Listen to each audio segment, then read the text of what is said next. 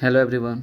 आज मैं CHSL के प्रीवियस ईयर के क्वेश्चन करवाने वाला हूं, जो कि यहाँ पे लिखा हुआ है SSC CHSL 2022-2021 में ऐसे प्रश्न पूछे गए थे। मतलब ये सारे के सारे जो क्वेश्चन करवाने वाले होंगे 2022 और 2021 के क्वेश्चंस होंगे, जो कि बहुत ज़्यादा इंपॉर्टेंट है, आपको आगे आने वाले एग्जाम्स में काम आएगी। तो चलिए स्टार्ट करते हैं क्वेश्चन से और देखते हैं। ये हमारे पास क्वेश्चन नंबर 1 आ गया है, ऊपर में लिखा भी हुआ है CHSL previous year question paper by सोनसन। चलिए देखते हैं। एक व्यक्ति 25% के लाभ पर गेहूं बेचता है। यदि वह इसका विक्रय मूल्य 40 रुपये से घटा देता है तो उसे 25% की हानि होती है। गेहूं का प्रारंभिक विक्रय मूल्य क्या था? तो देखिए, तो हम बोले ऐसे क्वेश्चन करने का तरीका है कि आप 100 मान लीजिए और बेसिक से स्टार्ट कर दीजिए। तो देखते हैं।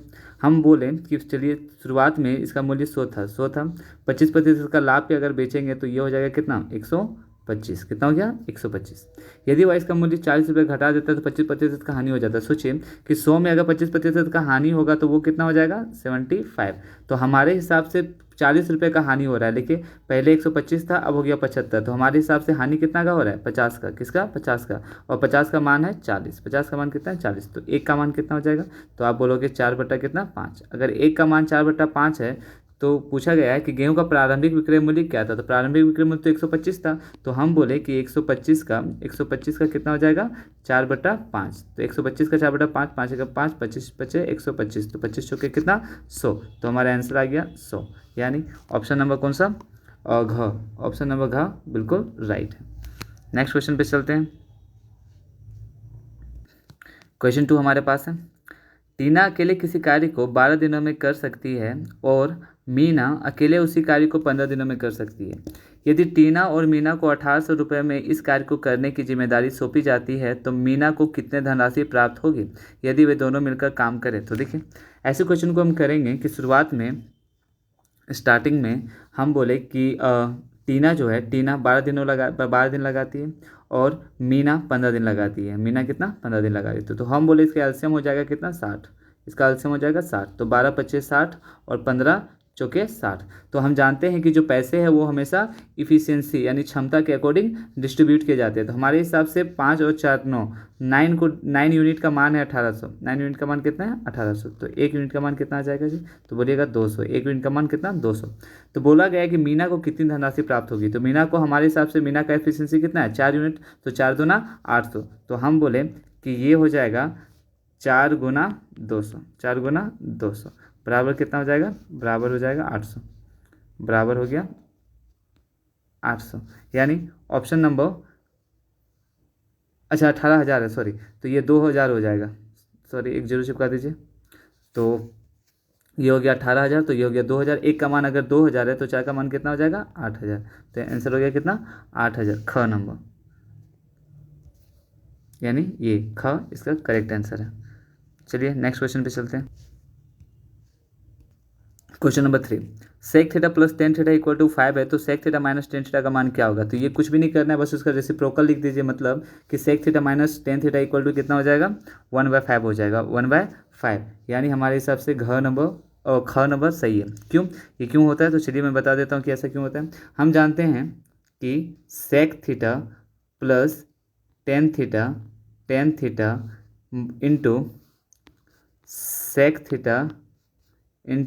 Theta minus tan theta equal to 1 होगा। कितना होगा? 1। क्यों? क्योंकि sec square theta minus tan square theta equal to 1 होता है। तो हमारे हिसाब से अगर ये 5 है, तो 5 into sec theta minus tan theta बराबर कितना होगा जी? 1। तो बताइए sec theta minus tan theta कितना आ गया? Sec theta minus tan theta बराबर कितना आ गया? 1/5। तो इसका आंसर आ गया बिल्कुल ख नंबर। क्यों? क्योंकि फॉर्मूला होता है sec square theta minus tan square theta equal to 1। तो नेक्स्ट चलते हैं। ये क्वेश्चन नंबर 4 आपके सामने है। अंकित मूल्य का 2/5 भाग विक्रय मूल्य के 5/8 भाग के बराबर है तो छूट प्रतिशत कितनी होगी? तो चलिए सॉल्यूशन देखते हैं। तो हम जानते हैं कि छूट हमेशा मार्क प्राइस पे दिया जाता है। तो इसका सॉल्यूशन यहाँ देखिए, हम बोले कि अंकित मूल्य का 2/5, तो हम बोले कि MP मतलब यानी मार्क प्राइस का 2/5 इक्वल है सेलिंग प्राइस के कितना? 5/8 पे 5/8 से। तो हम बोले कि mark price by selling price का रेशियो कितना आ जाएगा, तो आप बोलोगे 5/8 होगा, सॉरी 5/8 होगा, गुना कितना हो जाएगा 5/2, तो बराबर हो गया 25/16, यानी मार्क प्राइस 25 है तो सेलिंग प्राइस कितना है 16। तो हमारे हिसाब से डिस्काउंट कितना का मिला, तो आप बोलोगे कि 9 का डिस्काउंट मिला, 9 का डिस्काउंट मिला कितना में 25 पे, 9 का भी डिस्काउंट 25 पे, तो हम जानते हैं 1/25 मतलब 4%, तो 9 चौके 36%, तो आंसर कितना हो गया 36%। तो हमारे हिसाब से आंसर कौन सा है, घ नंबर परफेक्ट है। नेक्स्ट क्वेश्चन पे चलते हैं।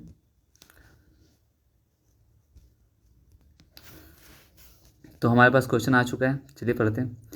नीचे दी गई तालिका में दो दुकानदार P और Q द्वारा 5 महीनों में बेची गई कलमों की संख्या को दर्शाता है।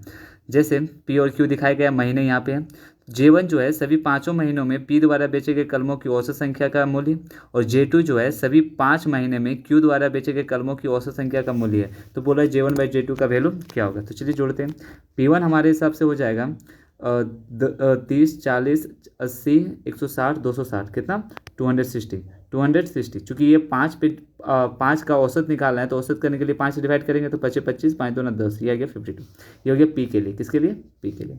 उसी तरह हम Q के लिए देख लेते हैं, Q के लिए तो ये हो जाएगा 30, 150, 200, 260, ये भी हो गया कितना 260। इसका भी अगर हम एवरेज निकालेंगे तो ये भी आ जाएगा कितना 52। तो बोले J1 और J2 का रेशियो बताओ, तो P और Q, तो P था J1 और Q था J2, तो हम बोले 52/52 मतलब 52/52, तो 50/2/52 इक्वल टू कितना हो जाएगा 1। तो हमारा आंसर हो गया कौन सा, ख number is the correct answer.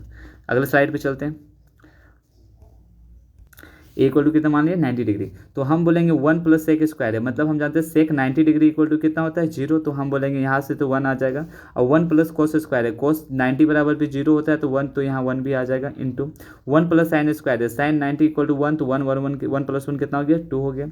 और 1 + कोसेक स्क्वायर है, कोसेक 90 बराबर भी 1 होता है, तो 1 का स्क्वायर 1, तो 1 फिर क्या हो गया 2 हो गया, 2 से 2 कैंसिल हो जाएगा 1, और ये भी 1, तो 1 को 1 से गुना करेंगे तो कितना आएगा जी 1। तो हमारे हिसाब से आंसर क्या हो गया 1। अब अगर 1 आ गया तो ऑप्शन में चेक करते हैं कि कोसेक स्क्वायर कोसेक 90 का वैल्यू बैठाएंगे तो कितना आएगा 1, ये बिल्कुल सही है। अगर 10 का वैल्यू बैठाएंगे तो 1/0 इनफाइनाइट हो जाएगा, ये नहीं हो सकता है, तो बिल्कुल कोसेक स्क्वायर है इधर करेक्ट आंसर। आगे चलते हैं, क्वेश्चन नंबर 7 हमारे पास है, चलिए देखते हैं इसका सॉल्यूशन।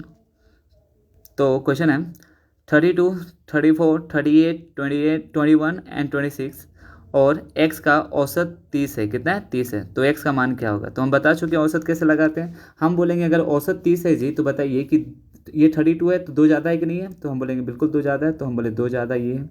हम बोले ये 34 है तो कितना ज़्यादा है, तो आप बोलोगे 4 ज़्यादा है, और एवरेज से, और ये कितना ज़्यादा है 8 ज़्यादा है, ये ज़्यादा वाला है। और ये कम वाला यहाँ पे लिख देते हैं कि ये 30, अगर ये 21 है तो औसत 30 है, तो औसत से कितना कम है, तो आप बोलोगे 9 कम है। और ये कितना कम है 4 कम है, 4 कम है। तो हमारे हिसाब से प्लस में कितना ज़्यादा 8 × 12 तो 14, 14 ज़्यादा है, और माइनस में कितना कम है, तो 9 × 4 13, -13 कम है। तो बेसिकली हमारे पास एक ज़्यादा है, एक हमारे पास प्लस में आ रहा है, तो ये जो x होगा वो एक कम होगा, यानी 29 होगा, यानी कितना होगा x को कितना होना चाहिए, देयरफॉर x = 29 होना चाहिए। तो हमारे हिसाब से आंसर हो गया ग नंबर परफेक्ट है। तो आगे स्लाइड में चलते हैं, नेक्स्ट क्वेश्चन, क्वेश्चन नंबर 8 हमारे पास है। वार्षिक रूप से संयोजित 10% वार्षिक दर पर 2 वर्षों के लिए 14,000 पर चक्रवृद्धि ब्याज क्या होगा।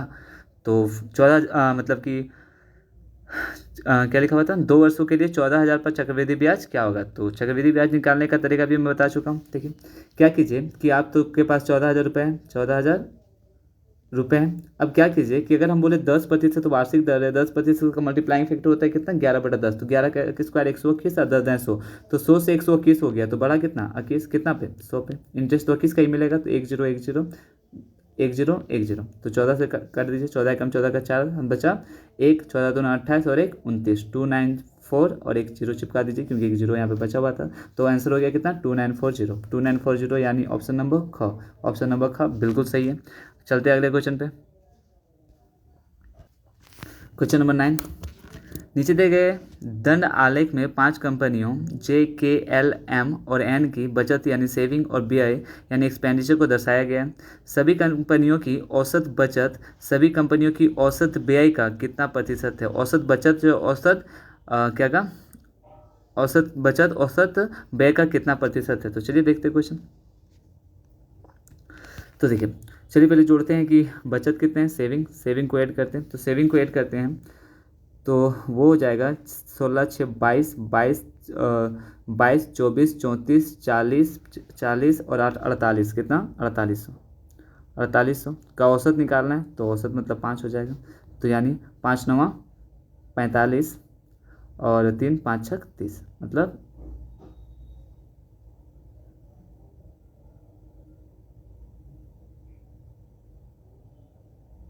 960। अब हम बोलेंगे सेविंग हो गया, एक्सपेंडिचर निकालते हैं। तो आप बोलोगे एक्सपेंडिचर आएगा 8 2 10 10 6 16 4 20 20 40 यानी 40 बोला जाए तो 40 अगर है तो 5 से डिवाइड करेंगे तो कितना आ जाएगा, मतलब 40 है तो 40 को 5 से डिवाइड करेंगे तो कितना आ जाएगा औसत 800। कितना आ जाएगा 800। तो हम बोले कितना ज़्यादा है तो चलिए देख लेते हैं, रेशियो ले लेते हैं। तो ये आ गया सेविंग बट्टा एक्सपेंडिचर।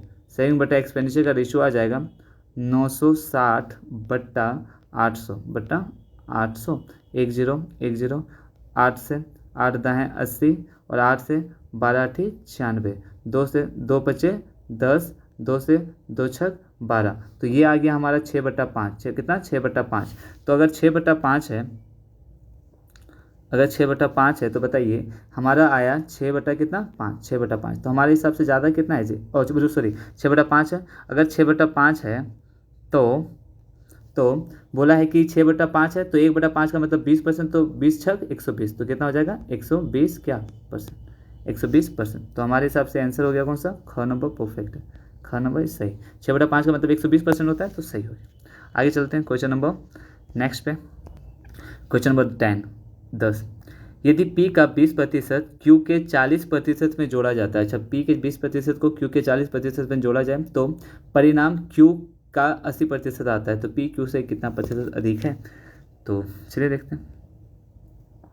एक बात बताइए, P का 20% को Q के 40% से जोड़ा जाता है तो परिणाम Q का 80% आता है ना। एक बात बताइए, Q का 40% अगर यहाँ पे है ऐड हुआ और Q का 80% आता है तो Q का अगर 80% में 40% को घटा देंगे तो 40% आ जाएगा। मतलब हम लिख सकते हैं P का जो है 20%, P का 20% बराबर है Q के 40% का, Q के 40% का।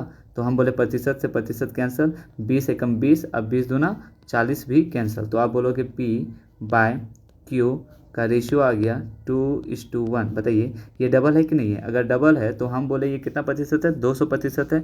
तो आंसर आ गया कौन सा, ग नंबर। कौन सा, ग number is the correct answer. तो नेक्स्ट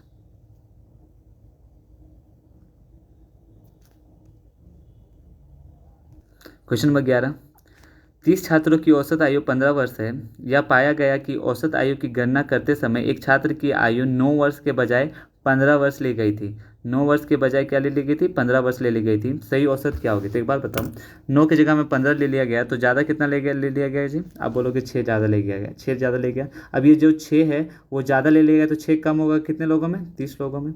6 कम होगा 30 लोगों में। तो आप बोलोगे 1 बटा कितना 5, 1 बटा 5 का मतलब 0.2 यानी एवरेज अगर 15 था तो 0.2 कम हो जाएगा तो हो गया कितना 14.8। बिल्कुल सही 14.8 यानी ऑप्शन नंबर कौन सा, ख नंबर सही है। तो आज के लिए इतना ही रहने देते हैं, फिर से मिलते हैं अगले क्लास पे। और इसका सीट अभी भी बचा हुआ है। ये टोटल 25 क्वेश्चन से सीट के, बट मैं पूरा करवा नहीं पा रहा हूँ। नेक्स्ट स्लाइड में मैं नेक्स्ट क्लास में आप लोगों को करवा दिया जाएगा।